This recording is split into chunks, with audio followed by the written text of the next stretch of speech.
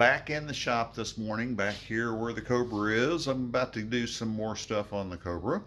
Bodywork, of course, is the article of the day, but I'm also going to attempt to hook up the fuel accelerator linkage. Might have to cause me to do some alterations to the actual connection on the throttle body, as it is interfering with my air cleaner. It's one of those little things they don't tell you about. Might have to do some cutting, which makes me a little nervous, as it always does. Plus, I brought the hood to the 32 back to work on it here. It is a little bit behind the rest of the parts. I'm at the 320 and blemish filling stage on it, whereas everything else is close to ready to paint. So in the interim, while I'm here, I brought the hood back with me, see if I can get it caught up with the rest of the stuff. That way I can 600 it when I get back to the location where the 32 is and get to work on it. But let's show you what I got planned for today.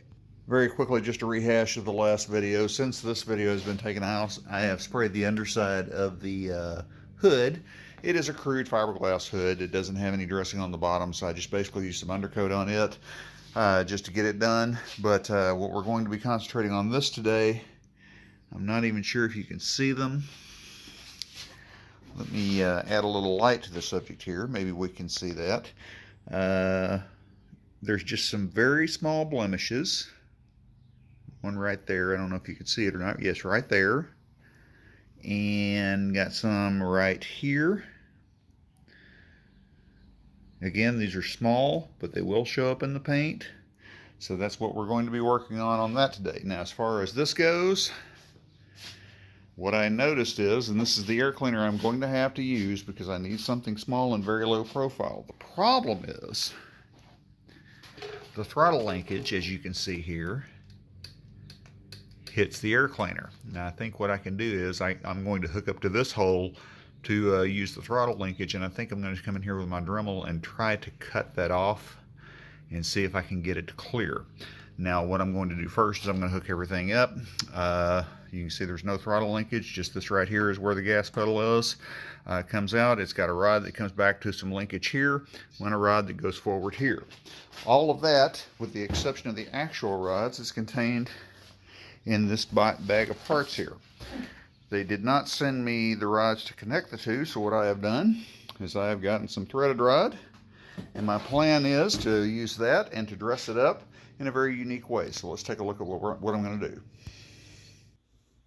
And with those heim joints and the threaded rod, here we are. Of course, I've got a plan to clean up the threaded rods, but actually, you know what? It doesn't look too terribly bad. But the way this works is the gas pedal under here, like so, pulls back on that. Of course, I've still got to put a throttle spring on it. And by the way, this is very hardened steel. I went through 2 drill bits trying to widen this hole out just a little bit, and of course I managed to get that cut off nice and neat. These things are indispensable. I didn't have one until I started this project, got it for one little thing, and I have used it beyond belief. So if you're working on a Cobra or any other car, for example, these are definitely handy. And now here we are. I've got my fuel filter, my heater hose, my heater back in place. I had to move those, of course, because of the mounting for that.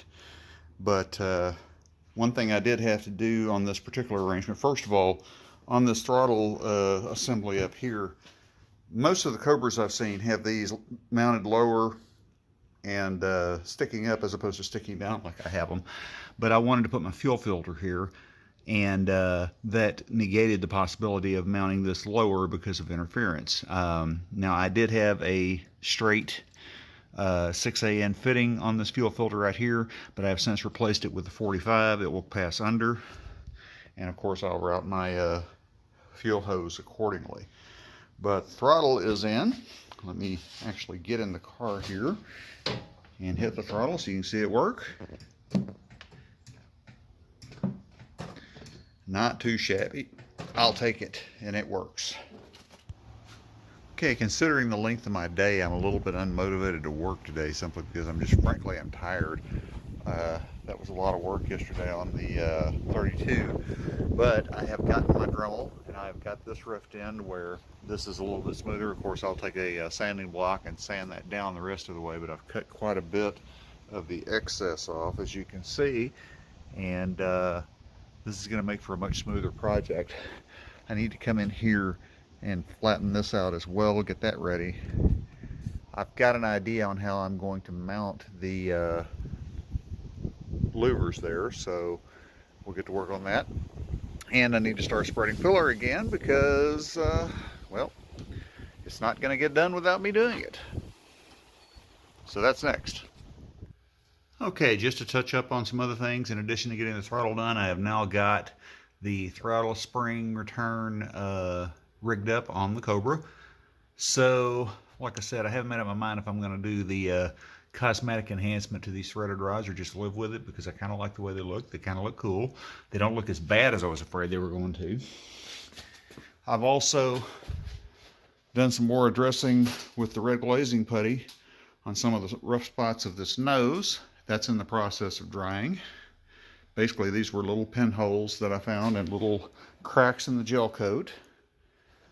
Tried to address some of the fenders here. I'm not sure if the glazing putty is going to be sufficient for this, but I thought I'd hit it just to see what happened. Worst case scenario, I can sand it off and start all over again. Also touched up a few places on the back here. And on the 32 hood, switching gears a little bit. I don't know if I've mentioned it lately, but I absolutely love this Advantage 350 high build primer. I get it from English Color. No, I am not sponsored by English Color. I just have a good working relationship with the guys there in the McKinney store. He recommended this primer. It is just absolutely fantastic. It sands easy. It covers good. A lot of the areas that I thought I was going to have to sand back and do glazing putty were actually addressed. So these are just real fine, real thin addressings of that.